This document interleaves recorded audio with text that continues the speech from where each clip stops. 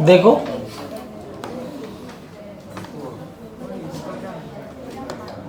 इधर एक ब्लॉक रखा है ए, ये ब्लॉक है बी, इधर एक ब्लॉक है सी जो वी नॉट से चल रहा है, और ये कह रहा है कि ये इलास्टिक कोलिजन करता है, यही बोला है ना, इलास्टिक कोलिजन करता है। तो इलास्टिक कोलिजन करने का मतलब ये है कि जब कोलाइड कर जाएंगे ना, तो कोलाइड करने के बाद सी की वेलोसिटी 0 हो जाएगी, और ए जो है जिसकी वेलोसिटी m है ना, अब ये वी नॉट से चलने लगेगा। करेक्ट। कौन सा कॉन्सेप्ट यूज किया मैंने,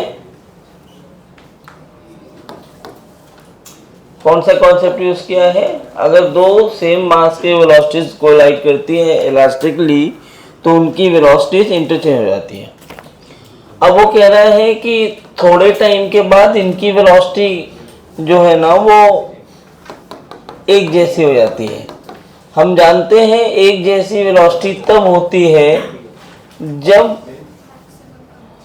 कॉम्प्रेशन मैक्सिमम हो जाए, तो ये L - x नॉट हो गया, x नॉट कॉम्प्रेशन उसने बोल रखा है, तो k की वैल्यू तुमसे पूछ रहा है ना वो, तो मैं एनर्जी कंजर्वेशन लगा दूं इन सेंटर ऑफ मास फ्रेम, तो क्या लिखूंगा, हाफ इनिशियल क्या है, इनिशियल नेचुरल लेंथ पे है ना ये, तो खाली काइनेटिक एनर्जी है, तो काइनेटिक एनर्जी सीएम फ्रेम में होगा half m1 m2 upon m1 plus m2, ठीक है, इनटू v रिलेटिव स्क्वायर जो हो जाएगा v not square is equal to, बाद में सीएम फ्रेम में उनकी वेलोसिटीज 0 हो जाएंगी, तो ये बन जाएगा half k x not square. Question tough नहीं था, बस लॉजिकल था। mv not square by 2x not square is equal to k।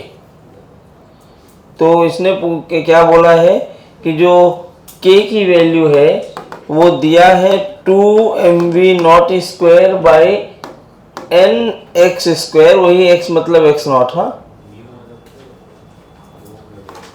तो बोला है n की वैल्यू कितनी होगी, तो इन दोनों को कंपेयर कर दो, n की जगह 4 रखना पड़ेगा, n की जगह 4 रखोगे तभी आएगा ना,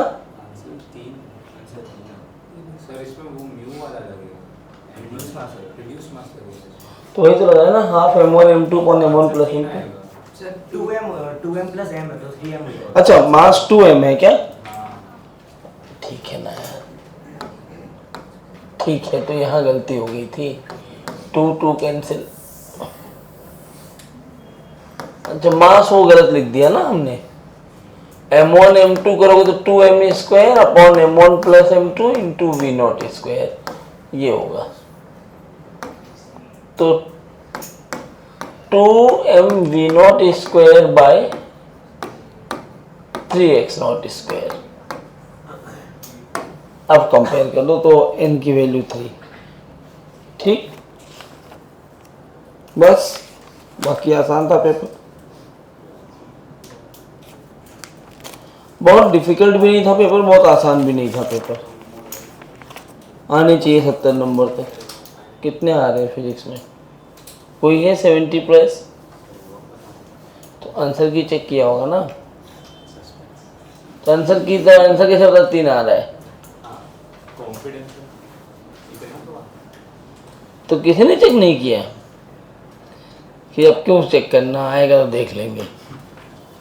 चौधरी तुमने घर पे पेपर सॉल्व किया घर पे, तब भी नहीं उठे, 24 घंटे में कभी तो उठे होगे, हाँ, तो कल क्या कर रहे थे,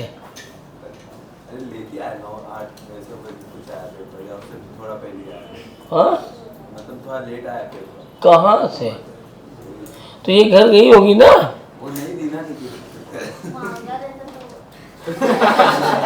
यार तुम ऐसे बोलते हो, तुम्हें जबरदस्ती लाके देंगे ये ले पेपर, तू उठ जा, ये क्या है,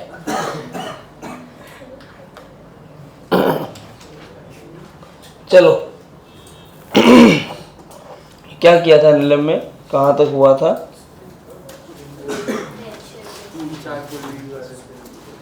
टेंशन निकालने वाले तो निकाल लिया था,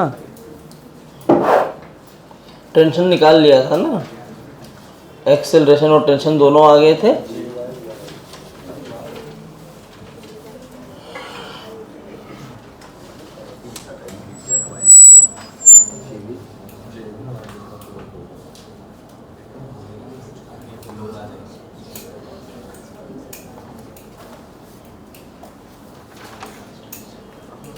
चलो एक ऐसा वार्म अप क्वेश्चन से आगे बढ़ते हैं। आपको आना चाहिए ये सवाल, कर देना सही।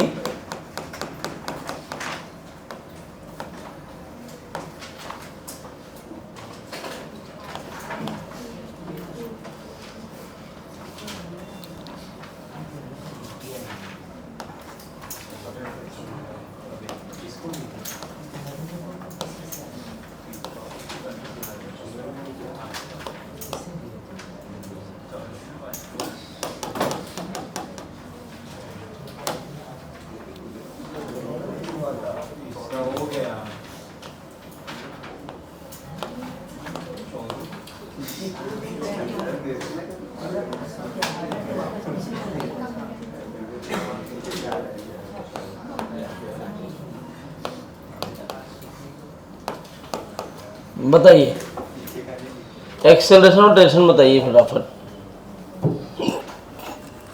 देखो तुम लोग फार्मूला रिवाइज नहीं किए क्या? क्या है formula? T is equal to C I into G effective. C I भी इफेक्टिव लेना होता है upon summation of C I square by M I. What is C? Coefficient of tension. तो लिखो tension T, T, 2t, 2t, 4t, 4t। ये तो सबको आता है टेंशन लिखना, बस टेंशन लिख देना ही मेन काम था। लिख दिया आपने। अब हमारा जो C1 बनेगा इस केस में, वो C1 कितना होगा? 4, 2 और 1, 7।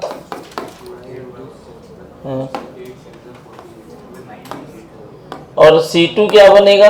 1, 7 और 1। बस दोनों ऐसे मूव कर रहे हैं तो G इफेक्टिव की वैल्यू G ही होगी इस केस में। तो आप लिख दो T कितना हो जाएगा? C1 इंटू G इफेक्टिव मतलब 7G plus 1G upon 7 square by 3 plus 1 square by 2।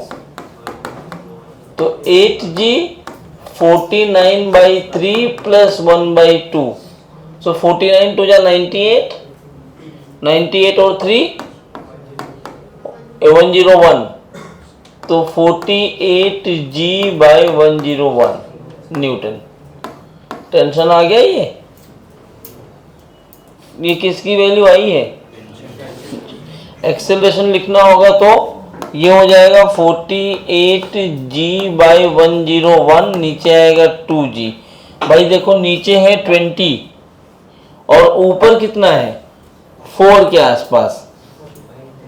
ये 480 है ना, 480 बाई 101 4 के आसपास। तो क्या ये नीचे जाएगा? तो इसका एक्सेलरेशन क्या बन जाएगा? 2G minus 48G by 101 upon F by M. और यहां लिखना हुआ तो ये T की वैल्यू यहां रखोगे या ऊपर ऐसे एक ही फोर्स मान लो, ऊपर लग रहा है 70, नीचे लग रहा है 3 kg मतलब 3 kg मतलब 30। तो 70 करोगे तो 480 इंटू 7, 480 इंटू 7 समथिंग अबाउट 3000 आएगा। 3000 बाई 101 करोगे, ऊपर 30 के आसपास ही है। 77 बाई 101 जो भी आए कर देना, आप कर लोगे। अच्छा, इसी में इस तरह के सवाल अगर हो ये टाइम पास है ये। चलो एक ये कर दो, थोड़ा लेवल बढ़ाते हुए चल रहा हूं अब मैं।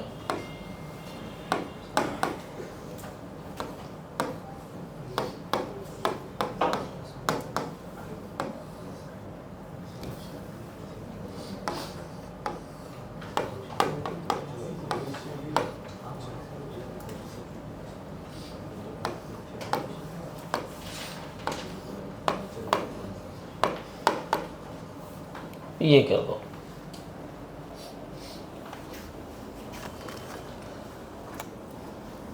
देखो खाली तुम्हें ये फार्मूला याद हो के इसको अप्लाई करना आना चाहिए बस।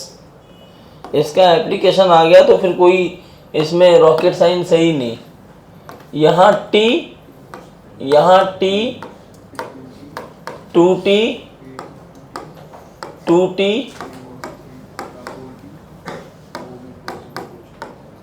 4t। अब अगर मैं C1 की बात करूं तो 2 kg को मैं 1 मान लेता हूं, तो C1 1 हो गया और C2 कितना हो जाएगा 4, करेक्ट।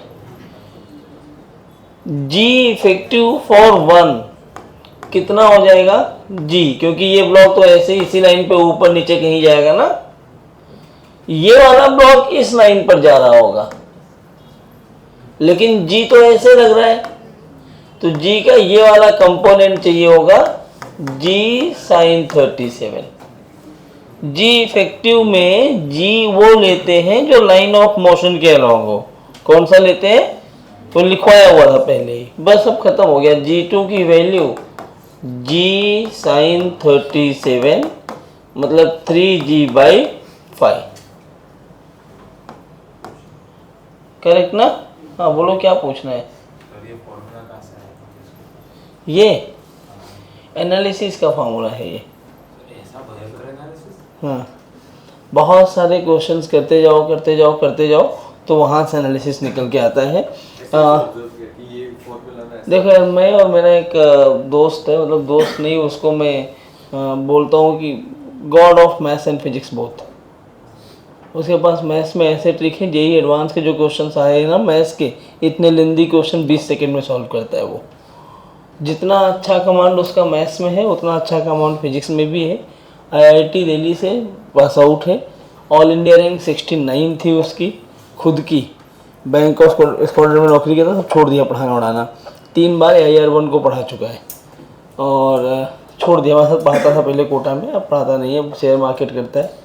2020 में मुंबई मूव किया है, 25 में उसके पास 4 BHK की 5 फ्लैट है पाली हिल में, खाली स्टॉक मार्केट से। डेली वो नहीं कुछ तो 2-3 करोड़ कमा लेता होगा वहाँ से, बहुत तगड़ा पैसा कमा रहा है वो। अरे उसको अभी मैं लास्ट ईयर से मजे में चैतन्य में, हमारा एक दोस्त है वहाँ वैकेंसी आई थी, पीछे पड़ा था कि तू आ जा तो मैं कहा मैं नहीं आऊँगा चैतन्य में, बोला कोई टीचर दे दे। मैंने उसको भेज दिया था कि जा भाई एक इंटरव्यू दे के आ। वो चला गया, उससे पूछ रहे वहाँ पे कि तुम मेंस पढ़ाओगे एडवांस पढ़ाओगे। वो कहते जो तुम्हें पढ़वाना है पढ़वा लो। कहते मैथ्स की फिजिक्स वाला दोनों पढ़ा दूंगा। रिटन टेस्ट होता है ना, 2-2 घंटे के पेपर होते हैं। एडवांस के मैथ्स का 2 घंटे का अलग होता है, फिजिक्स का अलग होता है। 45 मिनट्स दोनों पेपर सॉल्व किया, फिर बता के ये 4 गलतियाँ हैं तुम्हारे पेपर में, इनको सही कर लेना अगली बार। कोई डेमो ही नहीं लिया उसका, आधा घंटा बैठा रहा, चिल्ला गया। फिर हैदराबाद से फ़ोन आया था, सर हम आपको मुंबई में अफोर्ड नहीं कर सकते, आप हैदराबाद आ जाइए। 1 CR का पैकेज दे रहे थे, नहीं गया। तो वो बहुत, उसका दिमाग बहुत अच्छा है। तो जब क्वेश्चन सॉल्व करते हैं ना, तो हम लोगों ने बैठे थे हम लोग, तो बोल रहा कि यार एक पैटर्न बन के आ रहा है। एक्चुअली इसमें मेरा रोल 20% है, 80% उसका रोल है, सही बात तो यही है। तो उसने ना ये पैटर्न बन के आ रहा है, तो वो पैटर्न बनाया और ये पैटर्न हर जगह काम कर गया। अब वो पढ़ाना छोड़ चुका है तो क्रेडिट मुझे मिल रहा है। झूठ नहीं बोलना चाहिए ना, उसका जो क्रेडिट है वो क्रेडिट है। तो और मेरे पास तो ऐसे 7-8-10 ही है पूरी मैकेनिक्स में, उसके पास कम से कम 40 है ट्रिक्स। जेई एडवांस का लास्ट ईयर पेपर बच्चे बोल रहे थे ना फिजिक्स बहुत टफ है, फिजिक्स बहुत टफ है। टाइमर लगा के सॉल्व किया था मैथ्स और फिजिक्स दोनों 48 मिनट्स में, पेपर 1 पेपर 2 दोनों मिला के। और फिर ग्रुप में भेजना है कि हाँ टफ है फिजिक्स। कौन बोलता है टफ है फिजिक्स? हमारा एक ग्रुप है जिसमें मतलब फिजिक्स वाले ही हैं, 12-13 टीचर हम लोग जुड़े हुए हैं। उसमें जैसे कोई बहुत टफ क्वेश्चन चैलेंजिंग आ गया तो उसमें डाल देते हैं, तो सब उसमें लगे रहते हैं, कोई ना कोई सॉल्व कर देता है। कोई बहुत लंबा फार्मूला है, ट्रिक बनाना है, तो उसमें डाल दो, कोई ना कोई सॉल्व कर देगा। और हम बहुत अच्छे दोस्त हैं आपस में, तो वहाँ से निकल जाता है मामला। तो वैसे ही ये भी निकला हुआ फार्मूला है। एनालिसिस है, उसको भी नहीं पता कहाँ से आया, वो भी कहता है भाई पता नहीं कैसे आ तो गया बस, क्योंकि वो पैटर्न ढूंढता गया, ढूंढते ढूंढते उसको आ गया भाई, बस ये समझो। अब मैं तुम्हें समझा तो सकता हूँ वो कहाँ से आया, बट उसके लिए मुझे 8-10 सैम्पल क्वेश्चंस लिखने पड़ेंगे और बेसिक इक्वेशंस लिखना पड़ेगा, इक्वेशंस को ब्रेक करना पड़ेगा, इस कंडीशन में ला दोगे तुम, आ जाएगा। सब एनालिसिस का ही है और यही गेम ही है इसका। अब तो सॉल्व कर लोगे, अभी भी नहीं कर पाओगे। क्या लिखोगे, यही तो मेन था यार। 1 इंटू जी प्लस 4 इंटू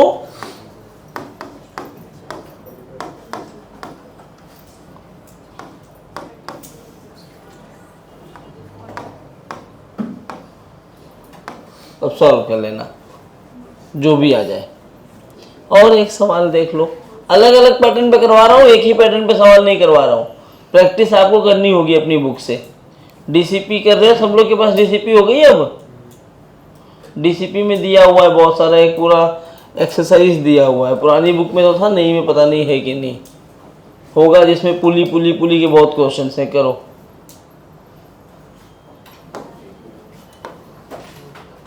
चलो, एक क्वेश्चन ये है, याद करो हमने कंस्ट्रेंट की वेलोसिटी वाले में टाइप 1 में किया था ये क्वेश्चन।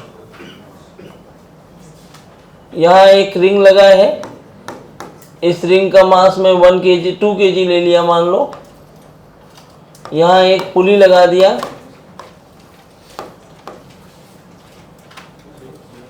और ये 4 kg है। ये वाला एंगल 53 है। बताइए एक्सेलरेशन रिंग का कितना होगा और 1 kg वाले ब्लॉक का कितना है।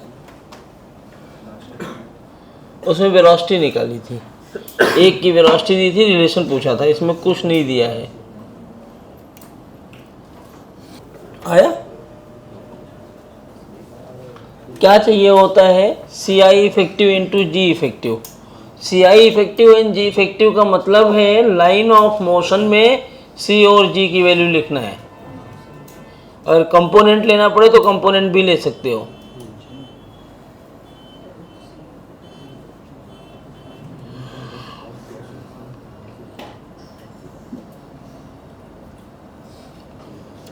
मिश्रा, गुड मॉर्निंग हो गई है। कहाँ सो रहे हो तुम, क्लास में सोने आए हो? ये स्टार्टिंग से सो रहा है, एक भी क्वेश्चन देखा नहीं है क्या हुआ है। आज तुम्हारा मैं वेज प्रॉब्लम भी ख़त्म कर दूंगा और उसके साथ में थर्ड लॉ भी ख़त्म कर देता हूँ। यही तो था और कुछ था ही नहीं। First law, second law, third law, एक लेक्चर में फ्रिक्शन करा दूंगा।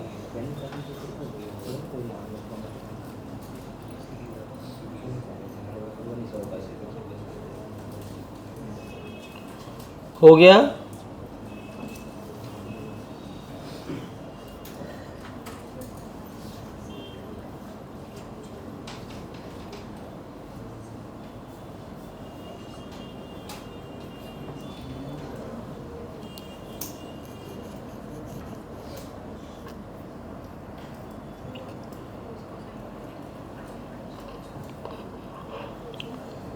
मेरे लेक्चर्स अपलोड नहीं कर रहे क्या लोग यूट्यूब पे?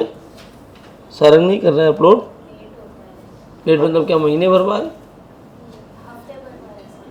आज मैं बोलता हूँ। कल किसी बच्चे ने बोला कि सर वो मिस हो गया, मैं जुगाड़ में था कि देख लो यूट्यूब पे है, और मुझे भेज दिया कहा आपका लेक्चर ही नहीं है यूट्यूब पे।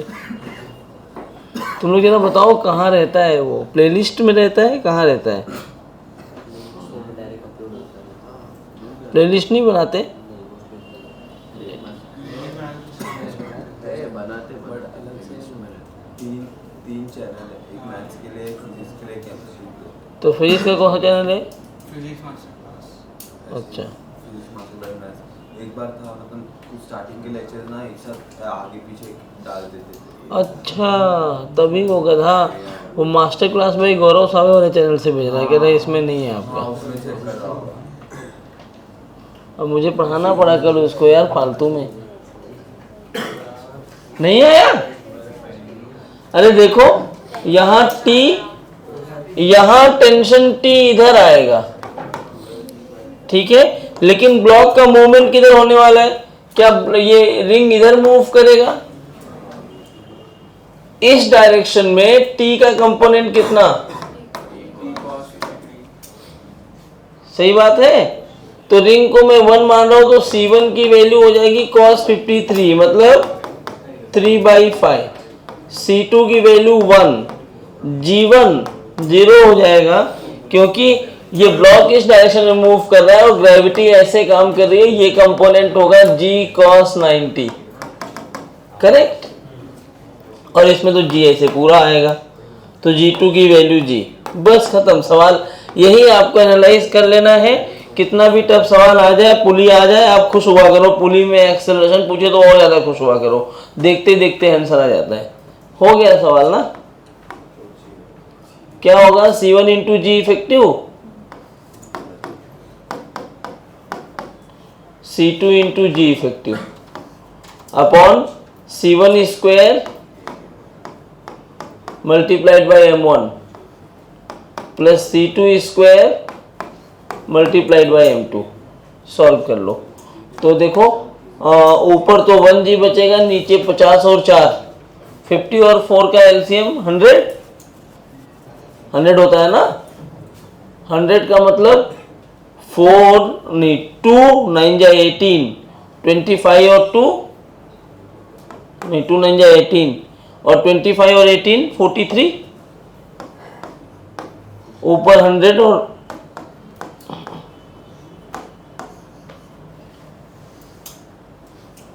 नहीं समझा।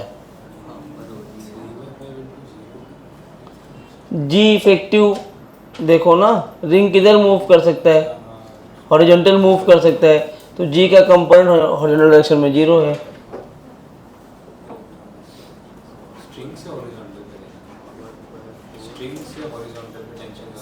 हाँ नहीं देखो, टेंशन तुम्हारा तो ऐसे लग रहा है, इस डायरेक्शन में लग रहा है, लेकिन ब्लॉक मूव किधर कर रहा है, लेफ्ट राइट। तो मुझे वही कंपोनेंट चाहिए जो लेफ्ट राइट चला रहा हो, बाकी एक को mg बैलेंस कर रहा होगा। अल्टीमेटली वही है जो तुम करते हो एफनेटिक वे में, बस लिखने का तरीका बदल जाए, फटाफट हो जाए। क्योंकि एक पुली में तो दिक्कत नहीं है, सोचो यहाँ एक और पुली लगा था तो फिर आपको वो दिक्कत आती, तो आपको मैं 10 पुली लगा दूँ कुछ फर्क नहीं पड़ेगा, ऐसे ही सॉल्व करना है। ठीक है, कोई दिक्कत? नोट कर लो, एक सवाल और कर ही दो। मैं ये पेज हटाऊं, ये पेज पर लिख चुके हो तुम लोग सब कुछ। देखो जैसे फार्मूला मुझे याद हो गया ना, आप प्रैक्टिस करोगे आपको ये फार्मूला याद हो जाएगा। बहुत लंबा फार्मूला नहीं है, आपको बस ये समझना है सी इफेक्टिव क्या है और जी इफेक्टिव क्या है। जैसे ही वो समझ में आया आपका काम बहुत ही मतलब बेसिक हो गया। फिर ये सवाल लिख लिया सबने?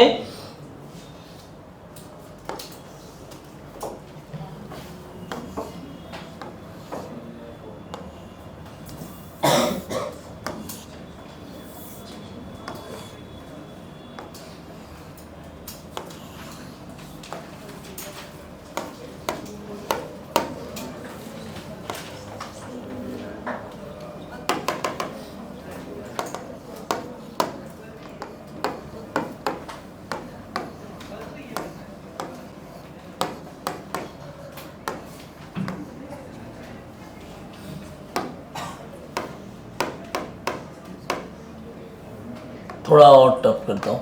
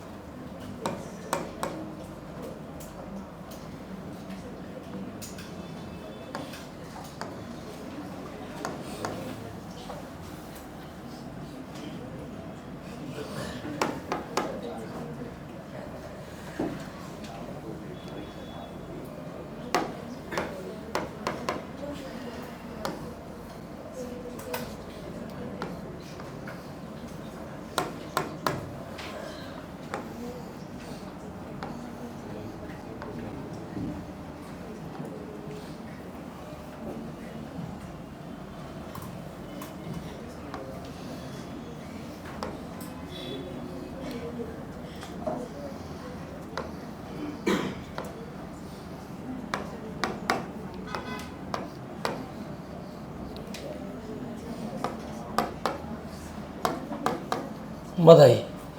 मैं ऐसे रैंडम कुछ भी बनाया, देखो ऐसा कुछ रटा हुआ नहीं है कि यही वाला डायग्राम चाहिए था, कुछ भी बना दिया और हर टफ करने के चक्कर में कि एक वर्टिकल भी लटका दिया।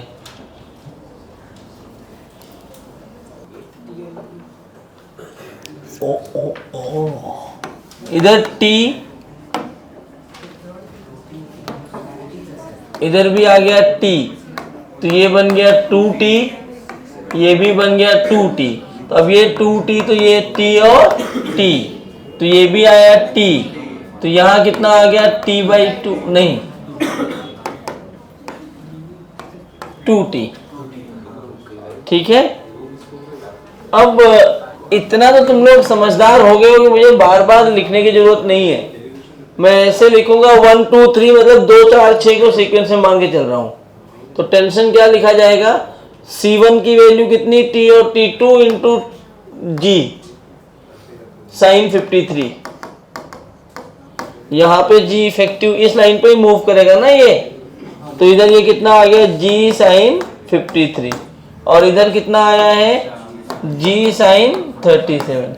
तो 2 into G sine 53 plus 1 into G sine 37 plus 2 into G upon 2 square by 2 plus 1 square by 4 plus 2 square by 6। खत्म हो गया सवाल। बताओ क्या दिक्कत थी। 4/5 रख दोगे तो ये बन जाएगा 8G/5 plus 3G/5 plus 2G, 11G plus 10G/5, और नीचे आ जाएगा 2 प्लस 1/4 प्लस 4/6 मतलब 2/3। तो 4 3 जा 12, 2 जा 24, 24 और 3 27, 27 और 8 35, 35 5 जा 175, और 12 और 21, 21 और 12 कितना 21 2 जा 42, 21 1 जा 21 और 4। कैलकुलेशन चेक कर लेना, मेरे हिसाब से ये आ रहा है। हाँ वर्टिकल है वो, बोला मैंने, वो बनाने में दिक्कत होगी क्योंकि वो एंगल वेंगल नहीं दिया है, तो वर्टिकल ही मानोगे तो फिर निकालोगे कैसे। ये एक्चुअली बनाने में थोड़ी दिक्कत हुई, आप समझ जाना, ये 6 वाला बिल्कुल वर्टिकल है।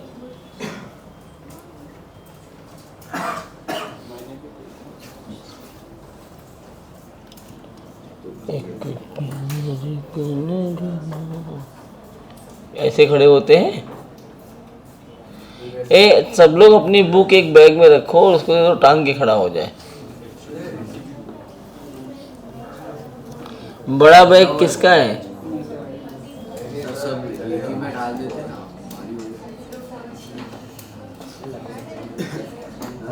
हिमांग तुम सबका बुक अपने बैग में रखो, उसको टंगवा दो।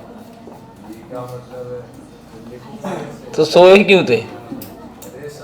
आखिर सोते फिर भी नहीं लिख पाते, कम से कम कुछ काम कर लो, गधा मजदूरी। तो ऐसा तो होता तो आता क्यों है एडवांस के लेक्चर में?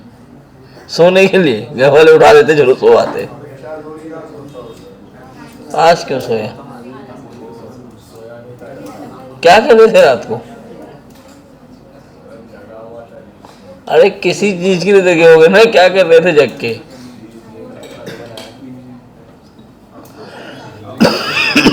इससे अच्छा कोई काम हो सकता है? रील्स देखने के लिए जगह था वो।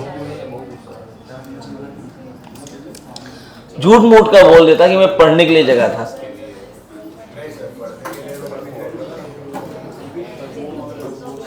लिख चुके? आइए, तो बच्चों हम कंस्ट्रेंट मोशन में स्ट्रिंग प्रॉब्लम कर चुके कि स्ट्रिंग प्रॉब्लम, एक स्ट्रिंग में तुमने अगर अपना एडवांस का मॉड्यूल सॉल्व किया होगा, शायद दिखा होगा, पतंग जैसे बना के आते हैं।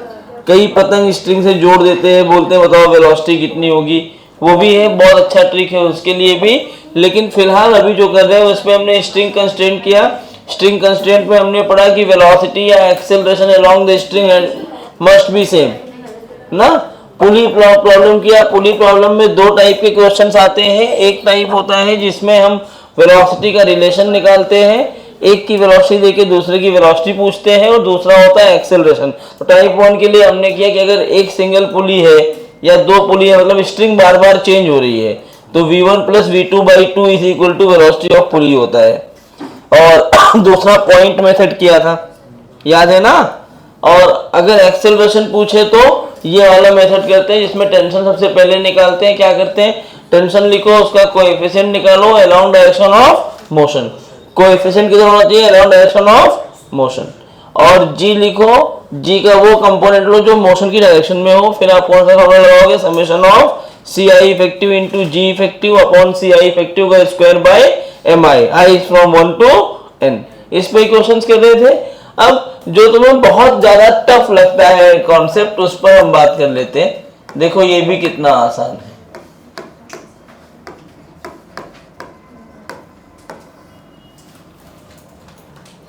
वेज प्रॉब्लम का मतलब क्या है, मूवेबल कोई भी मास होगा, वो ट्रायंगुलर हो सकता है, रेक्टेंगुलर हो सकता है। जब दो मास एक दूसरे से जुड़े हुए हैं और वो मूव कर रहे हैं, दो, अभी क्या ऐसा नहीं है कि मैंने एक ट्रायंगुलर ब्लॉक बना के उसको फिक्स रख दिया, बोला कि ये वेज प्रॉब्लम हो गया। If two blocks are free to move but they are constrained to move with respect to one another, they are constrained to move with respect to one another, तब उसको हम क्या बोलते हैं, वेज प्रॉब्लम। इसमें पहले वेलोसिटी के relation वाले सवाल आते हैं और फिर दूसरा सवाल आता है एक्सेलरेशन वाला। वेलोसिटी वाले सवाल तो बहुत आसान होते हैं, कैसे, ध्यान से देखो। तो अगर मैं टाइप 1 यहां लिखूं तो टाइप 1 कहता है कि it is to find the relation between velocities. अब ये वेलोसिटीज पर अकेले काम नहीं करता, वेलोसिटीज की जगह एक्सेलरेशन भी हो सकता है और डिस्प्लेसमेंट भी हो सकता है, जैसे हमने पुली वाले में किया था। सेम कंडीशन यहाँ पर भी अप्लाई कर सकते हो। एक सिंपल से सवाल से मैं शुरुआत कर रहा हूं, देखो ध्यान से। ये सरफेस है अपना,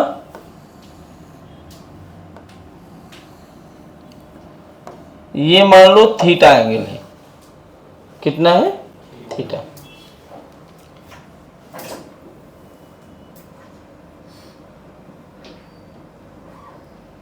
एक रॉड है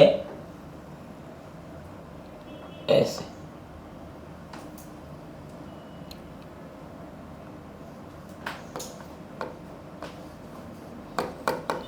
ऐसे एक फिक्स्ड पाइप है, उसके अंदर रॉड है, रॉड डाल रखा है। ये वर्टिकली ऐसे नीचे आ रहा है V1 से, रॉड सीधा नहीं हो पाया ना।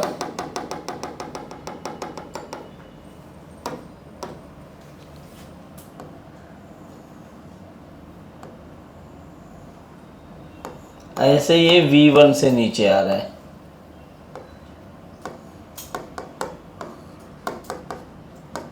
अब आपको और बताना ये है, रॉड का ये मान लो ये m मास है और ये स्मॉल m है। आपको बताना ये है उनकी वेलोसिटीज में क्या रिलेशन होगा।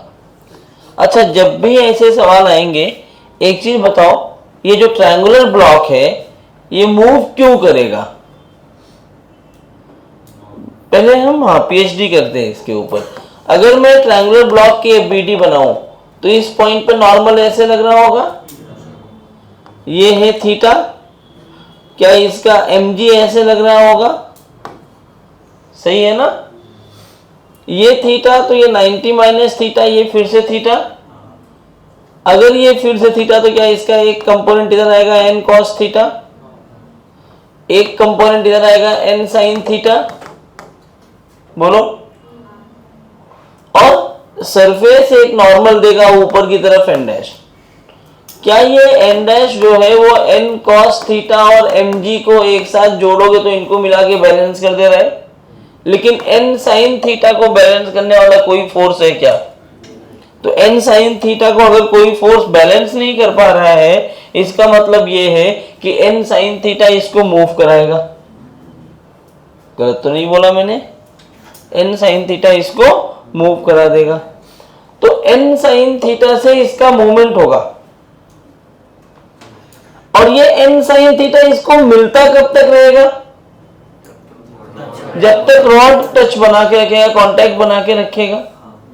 तो अगर तुमको पूछ रहा है कि find the acceleration of triangular block या वेलोसिटी ऑफ ट्रायंगुलर ब्लॉक या डिस्प्लेसमेंट ऑफ ट्रायंगुलर ब्लॉक, तो आप ये समझ के चलो कि क्वेश्चन ने कहीं ना कहीं आपको ये जरूर बता रखा है कि दोनों कांटेक्ट बना के रख रहे हैं। ये कांटेक्ट नहीं बनाओगे तो एक्सेलरेशन कितना हो जाएगा? 0। और हाँ, हालांकि इस केस में अभी हमारी फ्रिक्शनलेस सरफेस है, तो एक बार जो ट्रायंगुलर ब्लॉक को वेलोसिटी मिल चुकी होगी, वही वेलोसिटी उस कांटेक्ट छोड़ने के बाद भी आ जाएगा। तो जब भी रिलेशन पूछेगा तो हम कांटेक्ट वाला रिलेशन निकाल लेंगे। अगर ये अलग अलग हो गए तो भी ट्रायंगुलर ब्लॉक को रोकने के लिए तो कोई फोर्स ही नहीं है ना। कौन रोकता? फ्रिक्शन, फ्रिक्शन है ही नहीं। तो एक बार जो वेलोसिटी मिल गई उससे ये चलना चालू रखेगा। सही बोल रहा हूं क्या? तो अगर ऐसे सवाल आया तो करना क्या है, कैसे सॉल्व करना है? एक तरीका ये है कि आप दोनों की प्रॉपर एफबीटी बनाइए, फिर F net is equal to M A लिख के ए निकालिए, वहां से वेलोसिटी निकालिए। लेकिन वो बहुत टफ हो जाता है। वो कैसा हो जाता है? टफ। आप एक बात बताओ, एक सिंपल सी बात, क्या ट्रायंगुलर ब्लॉक का जो मोमेंट है वो इस बात पे डिपेंड कर रहा है कि नॉर्मल फोर्स कितना लग रहा है? नॉर्मल पे डिपेंड कर रहा है। नॉर्मल फोर्स लगता कैसे है? Perpendicular to the contact surface. तो बेसिकली जो उसको मूव कराने के लिए रिस्पॉन्सिबल है वो फोर्स लग किधर रहा है? Perpendicular to the contact surface. और उसके एक कंपोनेंट की वजह से तो ब्लॉक मूव कर रहा है ना। तो सोचो अगर ब्लॉक का मूवमेंट मैं देख रहा हूं, मैं देख पा रहा हूं कि ट्रायंगुलर ब्लॉक हॉरिजॉन्टल आगे बढ़ रहा है। ट्रायंगुलर ब्लॉक कैसे आगे बढ़ रहा है? हॉरिजॉन्टल। तो उसको चला कौन रहा होगा? नॉर्मल का एक कंपोनेंट। तो अगर मैं नॉर्मल का एक कंपोनेंट v की तरफ ना लेके इसका उल्टा मान लूं, v का एक कंपोनेंट नॉर्मल की तरफ ले लूं, बात तो एक ही हुई ना भाई। ये v वेलोसिटी से जा रहा है, कौन चला रहा है? नॉर्मल का एक कंपोनेंट चला रहा है। मैं कह रहा हूं ये v से इधर गया, लेकिन मैं कह रहा हूं कि v का ये वाला कंपोनेंट ऐसे दिख रहा है, तो इधर कौन चला रहा होगा? नॉर्मल। ऐसे इसलिए कर रहा हूं कि ये क्वेश्चन को आसान कर देता है। कैसे? ध्यान से समझना। इसका बिल्कुल सिंपल सा एक कॉन्सेप्ट समझो। ज्यादा तुम्हें बकबक करना, मेरा मूड नहीं है बकबक करने का। तुम्हें बता रहा हूं, तुम बिल्कुल कॉन्सेप्ट नहीं, ट्रिक से करो, क्योंकि ट्रिक से ही क्वेश्चंस हो जा रहे हैं। बेसिक से जाओगे तो एक पेज से ऊपर का सॉल्यूशन है, एक लाइन में सॉल्व करना सीखेंगे बस। डिस्प्लेसमेंट, वेलोसिटी और एक्सेलरेशन अलोंग द, ये ऐसे लिखो, perpendicular to the contact surface.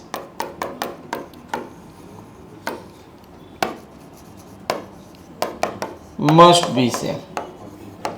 बस यही कॉन्सेप्ट याद रखो, आपके सारे सवाल बन जाएंगे। कैसे बनेंगे? देखो, इसी सवाल को थोड़ा सा मैं इसको यहां बनाता हूं। क्या ये इसका कॉन्टैक्ट सरफेस है?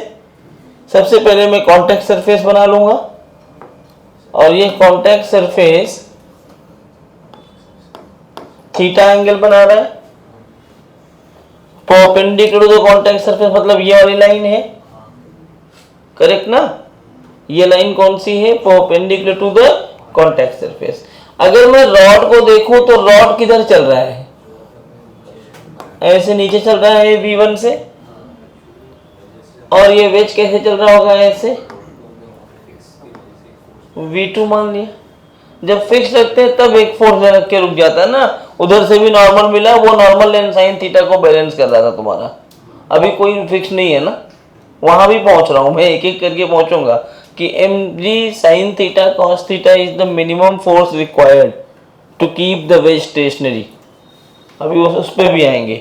अगर तुम्हारा नॉर्मल जो ब्लॉक दे रहा होगा उसकी value mg sin theta cos theta से कम हुई तो वेज दीवार को तोड़ते हुए निकल जाएगा, ज्यादा हुआ तो रिवर्स आएगा। वो सब एक एक करके पहुंचेंगे। पहले हम रिलेशन निकालने वेलोसिटी का। तो ये v1 और v2 समझ में आया क्या है? रॉड की वेलोसिटी, रॉड इधर जा रहा है, दोनों का इस लाइन पे कंपोनेंट लेके आना है। अब आप ध्यान से देखोगे कभी वेज प्रॉब्लम में तो इनके जो कंपोनेंट भी आएंगे वो एक ही लाइन पे एक ही डायरेक्शन में आने चाहिए। अगर ये रॉड की वेलोसिटी का कंपोनेंट इधर आ गया और वेज वाले का कंपोनेंट ऐसे नीचे आ गया, दोनों दूर दूर जा रहे होंगे ना, तो वेलोसिटी क्यों आएगी? दोनों की वेलोसिटी का कंपोनेंट एक ही आएगा, एक ही डायरेक्शन में आएगा। सॉरी, ये थीटा तो ये कितना, तो ये कितना हो जाएगा v1, ये थीटा तो ये कितना, तो ये क्या, ये बन जाएगा v2 sin थीटा। अब अगर ये वेज कंस्ट्रेंट है, ये इफ दे आर कंस्ट्रेंट, तो इस लाइन पर दोनों की वेलोसिटी एक ही होनी चाहिए। इफ दे आर कंस्ट्रेंट तो perpendicular to the line joining they must have same velocity. तो v2 sin theta is equal to v1 cos theta, तो v2 is equal to v1 cot theta. खत्म। आया समझ में? मैं इस पे बहुत बेसिक सवाल ना करवा के डीसी पांडे का ही एक सवाल है लेवल 2 का, वो सीधा उठा रहा हूं मैं। बुक लाया ना डीसी पांडे का, मोमेंटम वाला है क्या? ये 1 लाया है? 1 नहीं लाया हो? ठीक है, मुझे याद है क्वेश्चन, मैं तुम्हें तब भी दिखाने वाला था खाली प्रूफ के लिए। देखो नई डीसीपी मुझे नहीं पता, मैं तुम्हें उसमें बताया था, मैं पहली बार देखा नई डीसीपी। पुरानी डीसीपी में लेवल 2 का क्वेश्चन नंबर 23 है ये, और अच्छा सवाल है, मतलब ढंग का करने लायक सवाल। एक स्फीयर दिया हुआ है इस तरीके से,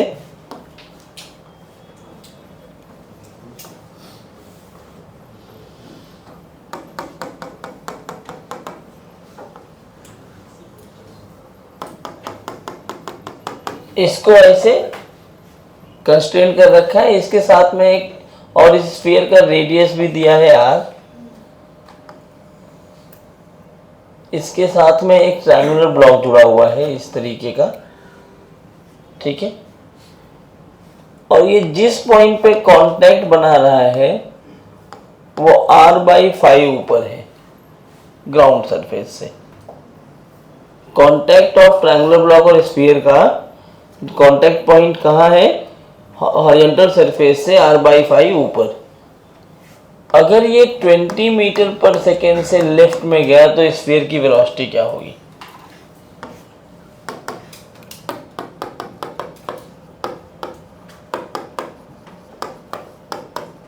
नोट करिए ये वेज कंस्ट्रेंट का और ये सवाल सॉल्व करिए।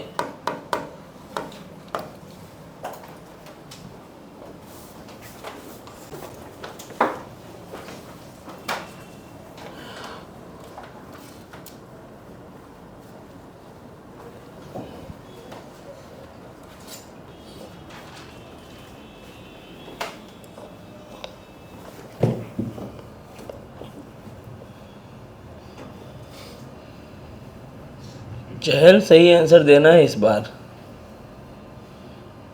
नहीं तो मैं बहुत पीटूंगा। ये पिकनिक पे नहीं आती परेल से रोज सुबह उठे चलो पिकनिक चलते, कहाँ मास्टर क्लास भी ले पा ले, आधे घंटे लगते हैं ना आने को, तब आज सही आंसर दे दो।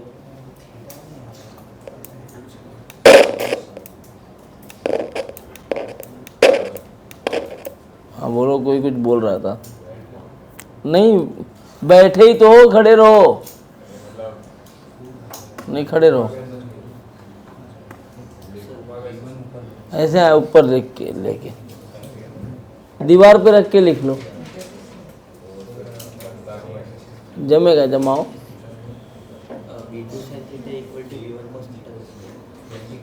अलोंग लिखा है ना कि परपेंडिकुलर तो कांटेक्ट सरफेस वेलोसिटी सेम होनी चाहिए।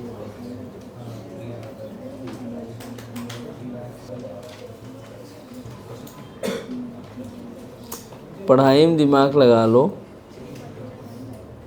इम्पोर्टेंट पढ़ाई ही है। सही करो, अब सॉल्व कर। आधा नींद में रहते हो तुम लोग पहले लेक्चर में, वो देखो वो कितने बजे उठती है सो के, कितने बजे उठती है सो के? और तब भी नींद आ रही है। सोना कब होता है? तो 6 घंटे की नींद तो बहुत हो गई। अगर 12 बजे सोई तो 11-12 ऐसे दिखाने वाला नहीं कि बेड पे जा रहे हैं। रील चलाने के बाद सोना कब होता है? देखो, सुन रहे हो? तालियां बजानी। ये लोग जेई कर रहे हैं, 2 घंटे बेड पे जाने के बाद रील चला के तब सोते हैं। तो पढ़ लेती, उठ के नींद अपने आप आ जाती। सबसे अच्छे सोने की अच्छी दवाई क्या है पता है? पढ़ाई करना।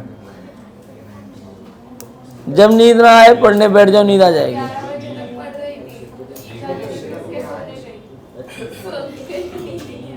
फिर पढ़ने बैठ जाती।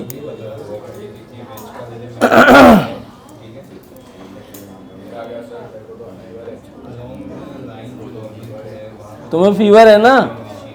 आज देखता हूँ कितना हाई होता है फीवर। 106 107 टेम्परेचर आता है कि नहीं तुम्हारा? देखना है आज। खड़े हो थोड़ा, फीवर बढ़ेगा, घर वाले मारेंगे नहीं।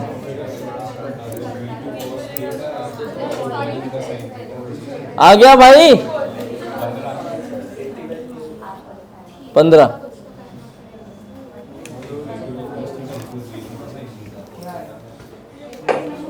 देखो,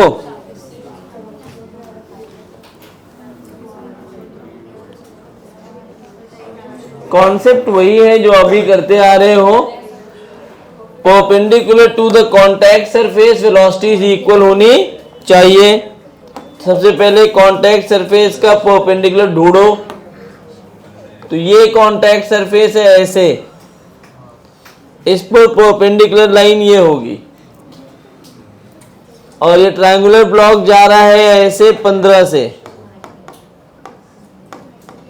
एक चीज आपको क्लियर हो गई है कि जो स्फीयर है वो 3 तरह से घिरा हुआ है, 3 तरफ से दिख रहा है ना?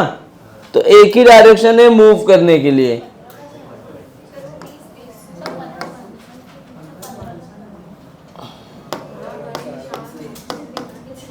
ठीक, ये मान लो ऐसे V से ऊपर जा रहा है।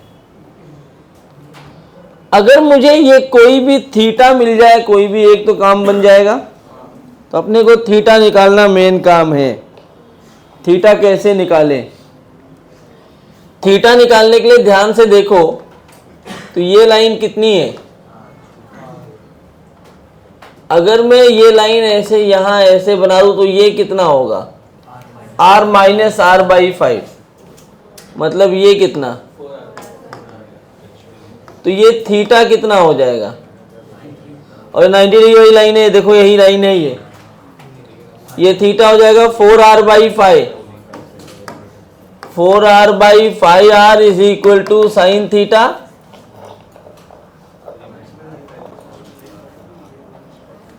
बराबर ना? तो यहां से ये कैंसिल हो गया। थीटा की वैल्यू क्या? 53 डिग्री। बोलो, मतलब ये वाला एंगल 53 मिल गया। तो ये कितना हो जाएगा? 37। तो 20 cos 53 इसका कंपोनेंट आ गया, और v cos 37 इसका कंपोनेंट आ जाएगा। ये दोनों इक्वल होने चाहिए। तो v cos 37 is equal to 20 cos 53।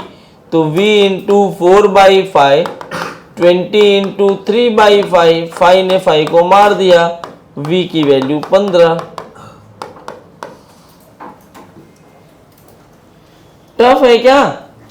इसको लोग टफ सवालों में काउंट करते हैं कि वेज कंस्ट्रेंट बहुत टफ है, वेज कंस्ट्रेंट बहुत टफ है। कुछ नहीं करना है। जब भी एक दूसरे से कंस्ट्रेंट में चल रहे हो, उनकी वेलोसिटी का रिलेशन निकालना हो, आप कॉन्टैक्ट सरफेस ढूंढो और उस पर एक परपेंडिकुलर लाइन ड्रॉ करो। ज्योमेट्री यूज करके, वेक्टर यूज करके सब वेलोसिटीज को, अगर डिस्प्लेसमेंट है डिस्प्लेसमेंट को, एक्सेलरेशन है तो एक्सेलरेशन को कहां लेके आओ? इसी लाइन पे, परपेंडिकुलर पे, और उसके बाद सबको इक्वेट कर दो। ये टाइप 1 है। अब टाइप 2 कि टाइप 1 में एक और करोगे 2। चलो 1 में एक और करना, तो मैं क्या करूंगा पता है? इसी वेज पे ऊपर से एक m मास का ब्लॉक रिलीज कर दूंगा h हाइट से, तब रिलेशन पूछ लूंगा वेलोसिटी का। तो क्या करोगे, जिस टाइम पे टकरा रहा होगा टकराने के ठीक पहले कितनी वेलोसिटी होगी, √2gh, यही चीज है। फिर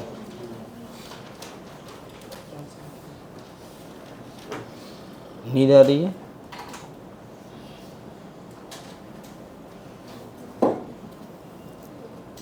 खड़े रहो। तो अभी कौन सा लिखना है?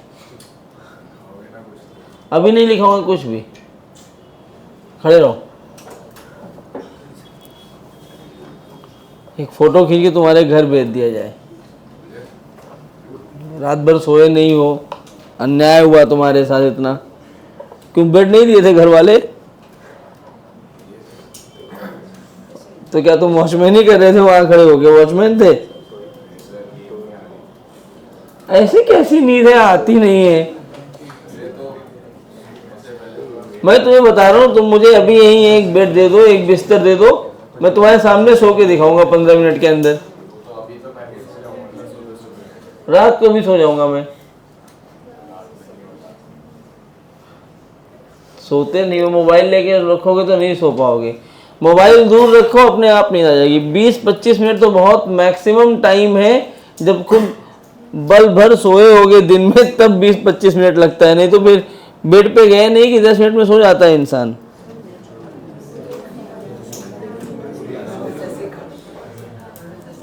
चले आगे, लिख चुके क्या? आगे चले Chaudhary.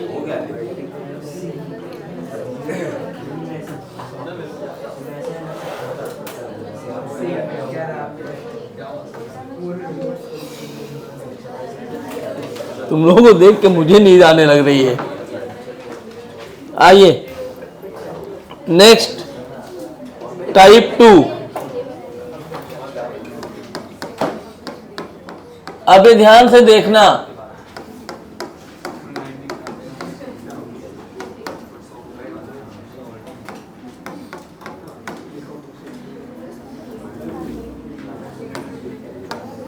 To find the acceleration of wedge and block. ये सवाल जनरली आपको नहीं कराते, वो वेलोसिटी पढ़ा के वेज कंस्टेंट बंद कर जाता है। मेरा मन है मैं तुम्हें कराऊं। तो जब एक्सेलरेशन की बात की जा रही है कि एक्सेलरेशन कैसे आएगा,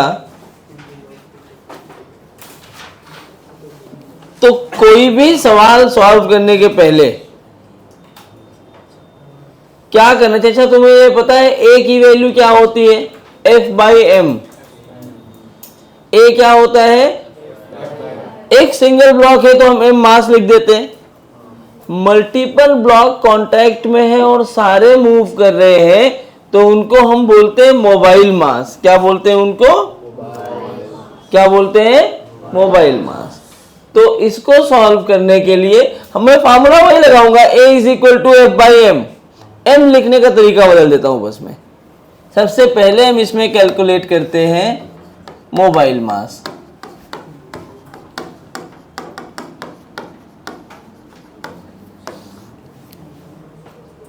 मोबाइल मास मतलब the mass of system which can move.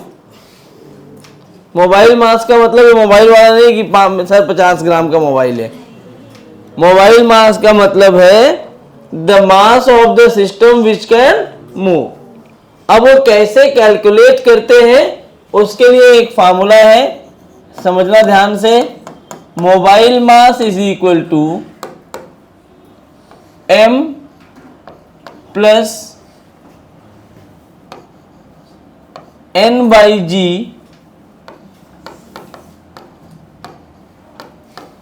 sin theta cos theta.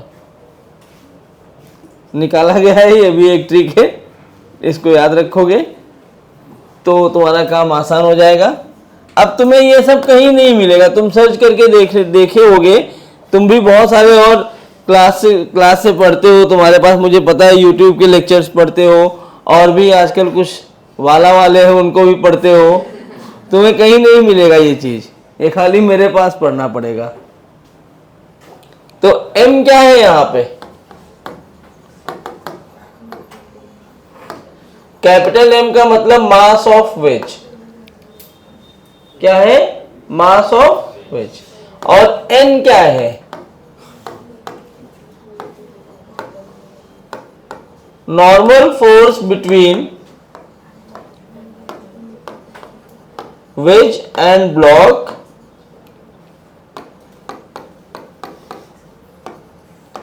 considering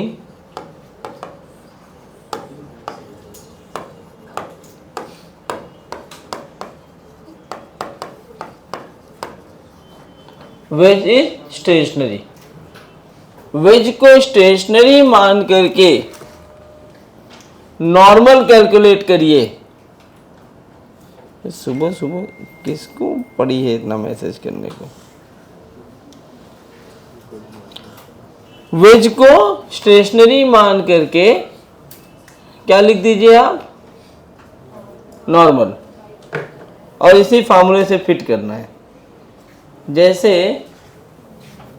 समझो मैंने आपको एक सवाल दिया, आप इसको रट भी लेंगे जो भी बता रहा हूं, क्योंकि देखो तुम्हें जब भी एडवांस इक्वेशन उठा के देखो 99.99% यही स्टैंडर्ड मेथड आते हैं। 3 तरह के वेज सिस्टम को बनाते हैं, तीनों रट लो, तीनों का मोबाइल मास क्या है, आंसर आ जाएगा तुम्हारा खटाखट। एक ब्लॉक मेरे पास ऐसा है, ये वाला एंगल थीटा है, इसके ऊपर एक और ब्लॉक रखा है एम मास का, ये कैपिटल एम है। कैलकुलेट द मोबाइल मास। मैं एक कैलकुलेट करवा रहा हूं, फिर तुम्हें दूंगा।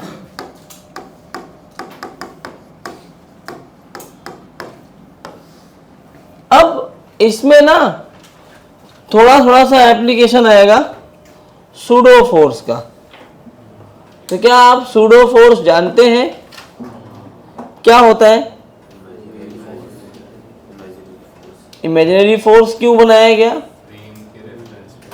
हाँ, न्यूटन साहब गलत ना हो उनके लिए एक मैथमेटिकल एडजस्टमेंट किया गया। उसी एडजस्टमेंट, क्योंकि एडजस्टमेंट किया क्यों? फोर्स को बैलेंस करने के लिए, इसने नाम दिया गया सूडो फोर्स। ये कोई फोर्स है ही नहीं, इमेजिनरी कुछ नहीं, ये फोर्स ही नहीं है, इट्स अ मैथमेटिकल एडजस्टमेंट।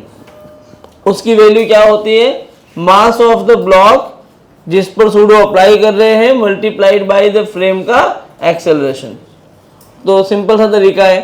अब अगर मैं उसे मोबाइल मास लिखना चाहूं बच्चों, तो देखो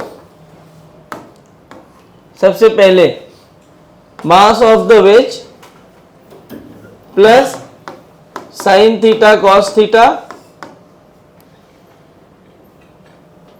मल्टीप्लाइड बाय यहां पे जी। जब भी मोबाइल मास लिखना होगा आपको नॉर्मल लिखने आना चाहिए। तो नॉर्मल कितना? वेज को स्टेशनरी मान के चलना है, तो नॉर्मल के लिए इसमें नॉर्मल तो ऐसे आएगा ना, इस अगर वेज रुका हुआ है तो मैं इस ब्लॉक की अगर एक बीडी बनाऊं तो ब्लॉक का mg नीचे लग रहा होगा, नॉर्मल लग रहा होगा, तो क्या इस mg का एक कंपोनेंट ऐसे आएगा?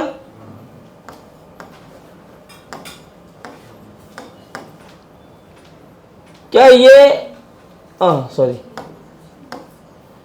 क्या ये n जो है इसको बैलेंस कर रहा होगा mg cos थीटा? क्या यही n की वैल्यू है? रख दो।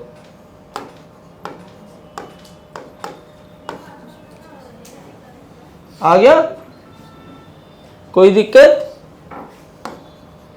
m प्लस जी कैंसिल हो गया, m साइन थीटा नहीं, m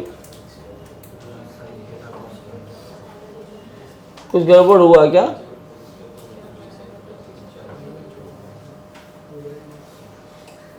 सही है ना? नॉर्मल की वैल्यू सही है।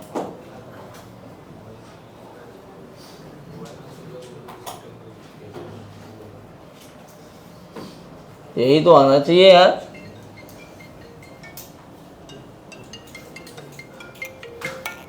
भाई लेक्चर में हूं लेकिन तुम बात मत करो मुझसे। हाँ, कब बोला तुमने? 4 फोन किया तुम्हें रात को, पता है? हाँ। हाँ 2 फोन आए। हाँ हाँ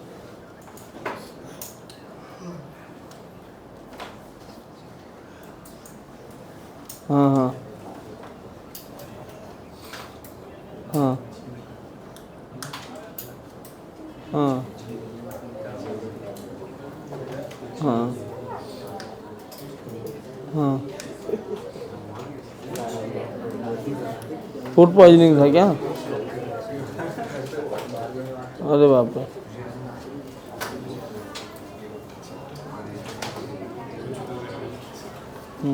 तो आ जाओगे?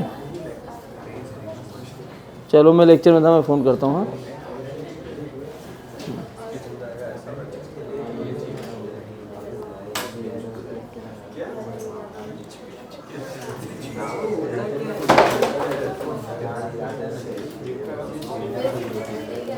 यार ये तो सही तो लिखा हुआ है, तो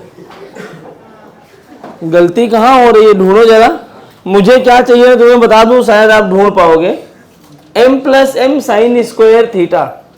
हो सकता है फार्मूले में भी कुछ गड़बड़ कर दिया हूँ, बहुत दिन हो गया पढ़ा के। मैं जनरली किसी बैच में पढ़ाता नहीं हूँ क्योंकि इतनी माथा पच्ची कौन करे।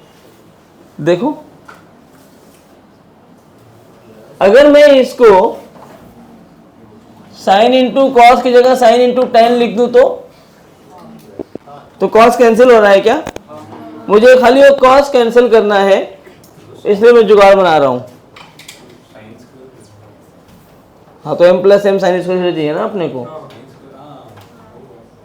तो sine theta tan theta mg। हाँ देखो ये टेन को साइन बाई कॉस लिख सकते हो ना, कॉस कॉस कैंसिल हो जाएगा तो m plus M sine square theta. कभी भी इस तरह का सिस्टम तुम्हें दिख जाए, एक वेज के ऊपर एक ब्लॉक रखा है तो उसका नेट मोबाइल मास कितना होता है? m plus M sine square theta.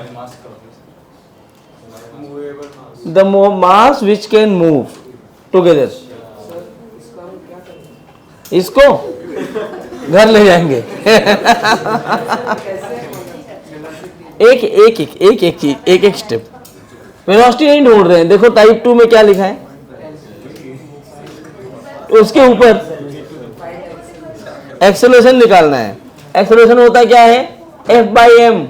M की जगह ये मास यूज करेंगे। एक एक स्टेप बढ़ो ना। इसका करेंगे क्या? इसको घर ले जाएंगे, ऐसे रखेंगे कि वाह कुछ तो पढ़ लिया हमने। अब जाने दो उनसे, अभी तो लिख चुके हो ना।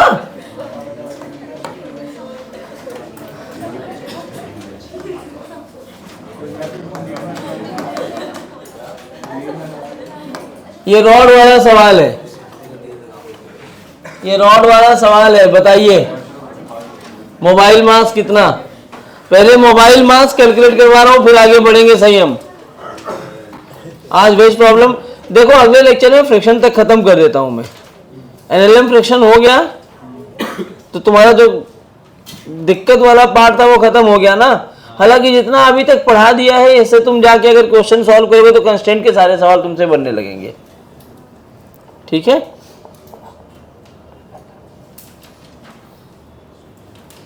मोबाइल मास निकालिए। सेम ही आ रहा है? नहीं आएगा तो दोनों साइड चल रहा है। हाँ नहीं,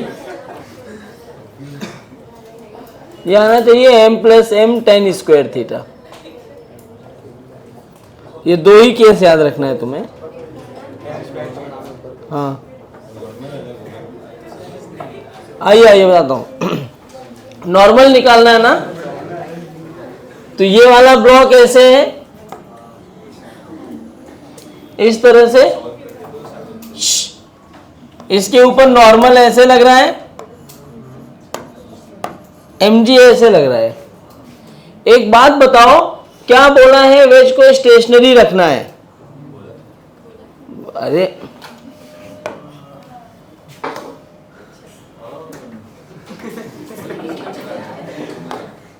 तो बोला है, तो अगर ये बोल दिया तुम्हें वेज को स्टेशनरी रखना है, तो भाई तुम्हें केस समझना पड़ेगा, कौन सा फोर्स तुम्हें मूव करवा रहा है।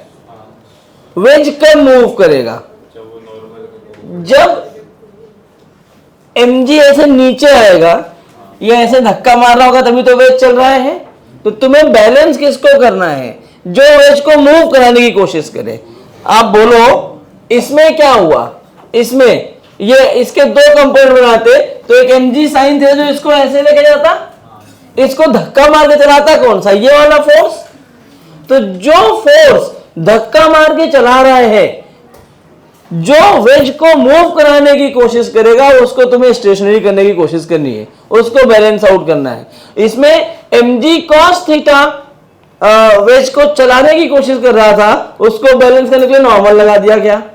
इसमें चलाने की कोशिश कौन कर रहा है? mg। कौन कर रहा है? mg। तो तुम्हें किसको बैलेंस करना होगा? mg को बैलेंस करने के लिए ये वाला एंगल अगर थीटा है तो नॉर्मल का कंपोनेंट लोगे, ये थीटा तो ये कितना? अरे ऐसे निकालो, थीटा ये 90 माइनस थीटा, तो ये 90 माइनस थीटा, तो अपोजिट से ये भी 90 माइनस थीटा, ये कितना? थीटा। तो क्या ये बन गया n cos थीटा? क्या n cos थीटा की वैल्यू mg हो गई? क्या n आ गया mg बाई cos थीटा? बस खत्म। अब तुम्हारा जो मोबाइल मास है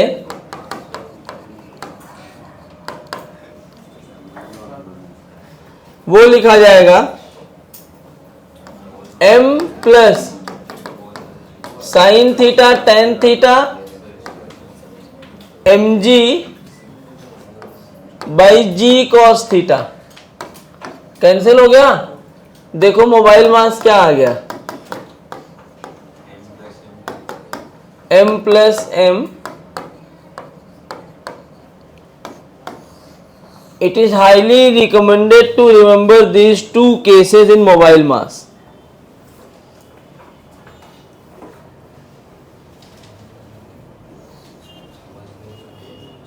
सब आ गया ना तुम्हें? Very good. आधे लोग गाली तो नहीं दे रहे, पता नहीं क्या पढ़ा दे रहा है, ऐसे फालतू बकवास किए जा रहा है।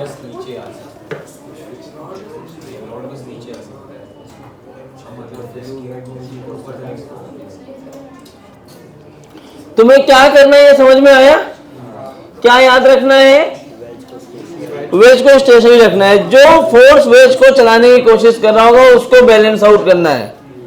तो वो समझ गए तो आप किसका कंपोनेंट लोगे अपने आप समझ आ जाएगा। जैसे एक सवाल है मेरे पास,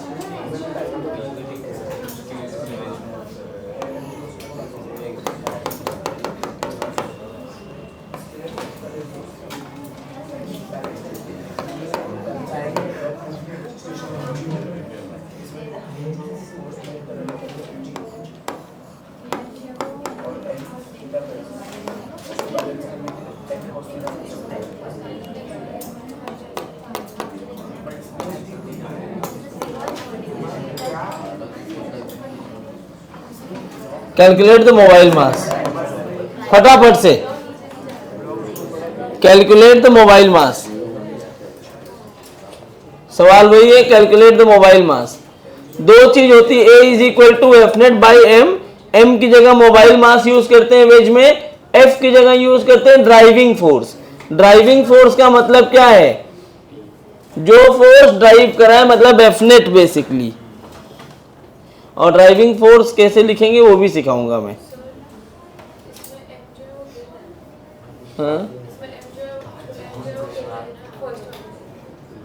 हाँ गिरेगा है ना।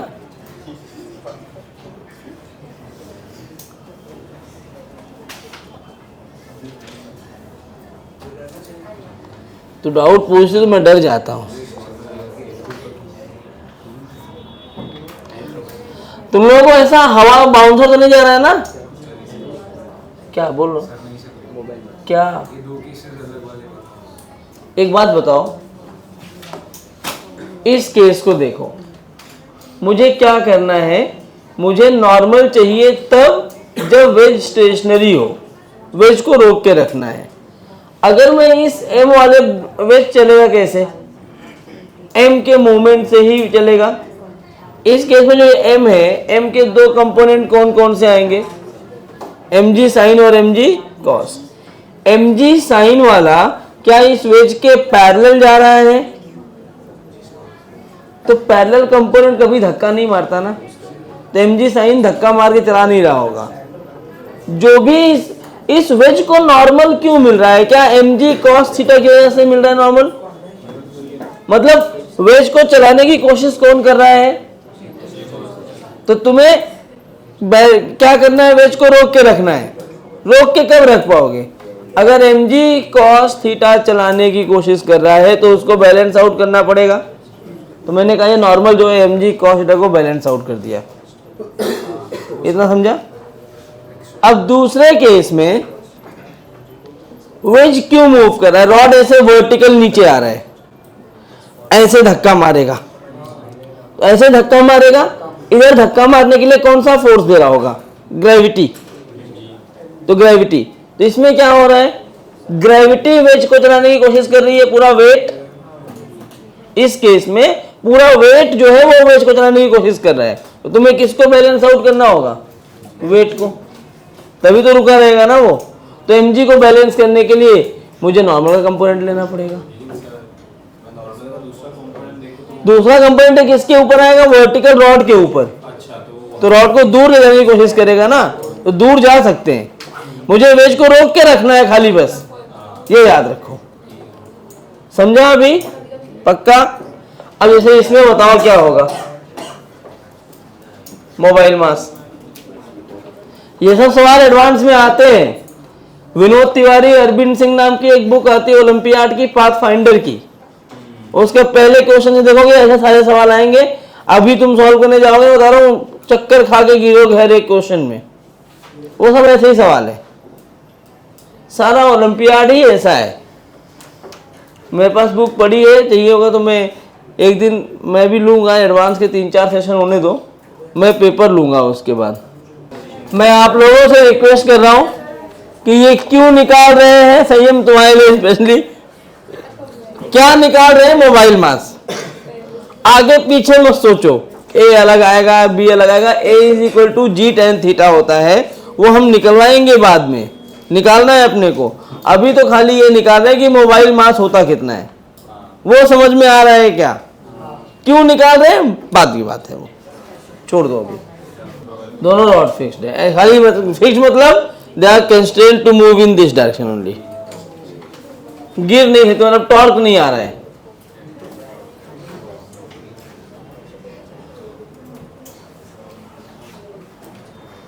संयम सर पे हाथ क्यों रखे हो, इतना टफ है क्या, देखो हो गया, मुझे आंसर आ गया, m plus M tan square theta होता है एक रॉड का, यहां 2 लगे तो हो जाएगा m1 tan square theta plus m2।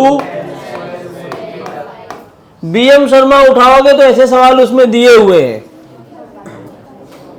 ठीक है, तो उन सब से बचाने, देखो मैं तुम्हें ये कराऊंगा, फिर रेफरेंस के लिए एक क्वेश्चन यही खोल के दिखाऊंगा पेपर, इस पर जो क्वेश्चन हम 3 लाइन में करेंगे वो कम से कम 40 लाइन में सॉल्व किया होगा बीएम शर्मा ने, 2 पेज लगाया है।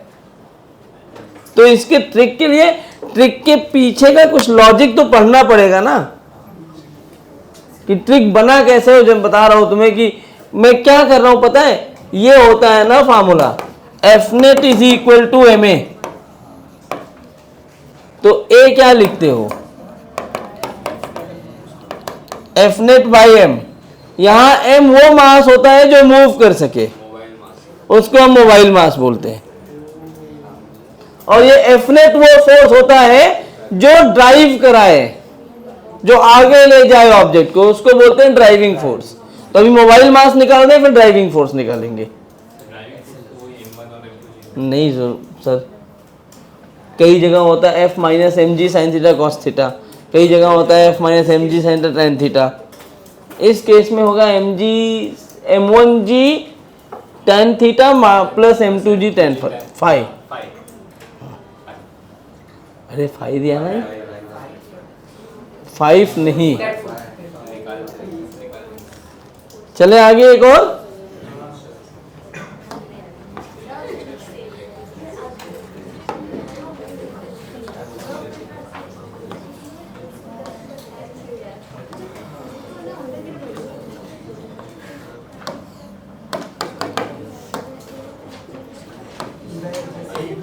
बताइए। जब ऐसे सवाल आए तो एक बात बताओ, मुझे वेज को रोक के रखना है। मैं पहले M1 को पकड़ा, M1 उसको M1G नीचे दे रहा है, उस N1 N2 की वैल्यू बताने दो ना, एक एक एक, दोनों ऊपर ही लग रहे हैं ना। देखो एक मिनट सुन लो, पहले M1 को देखो, M1 नीचे लगा रहा है M1G, इसको बैलेंस करके मैंने N1 को ऐसे लिया, तो N1 कॉस वर्टिकल डायरेक्शन में है जो mg को बैलेंस कर रहा है, तो वहां से N1 क्या आया, mg by M1G by cos theta. M2 को देखो, उस पे M2G नीचे लग रहा है, ऊपर क्या आया, N2 cos फाई। तो जो जिस फोर्सेस को बैलेंस कर रहे हो, ये आया कहां से, टेन थीटा, n की वैल्यू से आया ना, और वो क्या है, वो N2 cos फाई और cos थीटा वाला वैल्यू है ना, तो दोनों तो ऊपर ही लग रहे हैं ना, इसलिए जोड़ दिया गया।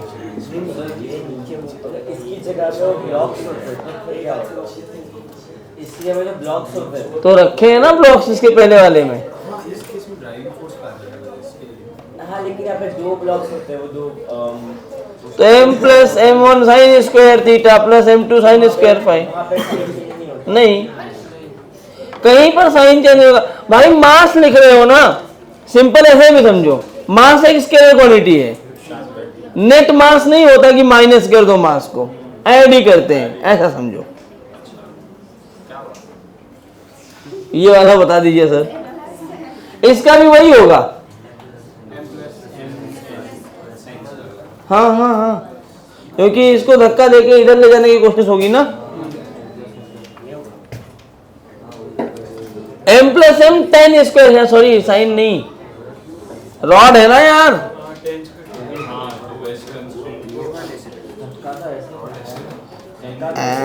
इधर कौन सा फोर्स है, फोर्स है उधर कोई,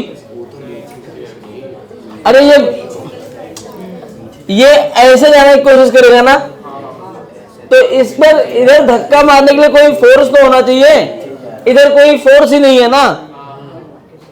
पहले वाले सवाल में mg का ये कंपोनेंट ऐसे आ रहा है, इसमें mg का इस डायरेक्शन में कोई कंपोनेंट आ रहा है क्या, नहीं आएगा भाई, इसलिए यहां पर भी टेन स्क्वायर थीटा ही लेंगे। वर्टिकल ले लो, ये ले लो, दोनों में टेन स्क्वायर थीटा होता है, कोई बात नहीं, कोई बात नहीं।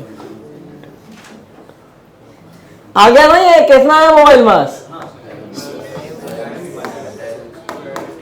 m plus m ten square theta, 1 plus ten square theta क्या होता है।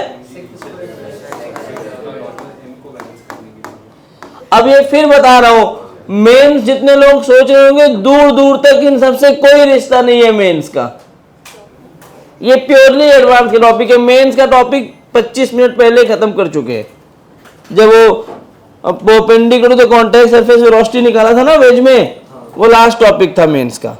ये सब अच्छे टॉपिक चल रहे हैं। और एक सवाल देख लो, कौन मारूंगा बहुत, इसको सिमेट्री से ऐसे बना सकते हो, ध्यान से देखो, ये ऐसे ऐसे यहां पे पैक्ड होगा और एक दूसरा ऐसे बन जाएगा, ये ऐसे है, ठीक है। तो ये m1 है, ये थीटा है और ये m है, तो ये क्या बनेगा, m plus M tan square theta, इसका भी बनेगा m plus M tan square theta. But it is highly recommended कि जब भी तुम्हें सॉल्व करना हो, आधे पार्ट को सॉल्व कर लो और मास अलग है तो इस आधे पार्ट को अलग सॉल्व करो, दोनों को एक साथ सॉल्व करना नहीं अलाउड है, मतलब अलाउड है लेकिन टफ हो जाता है। अगर तुम्हें करना है साथ में तो मोबाइल मास क्या लिखोगे, m1 plus m, total m है ना, तो सिमेट्री क्या करिए, m/2 है ना ये, तो टोटल मास क्या आएगा, m1 plus m/2 ten square theta plus m2 plus m/2 ten square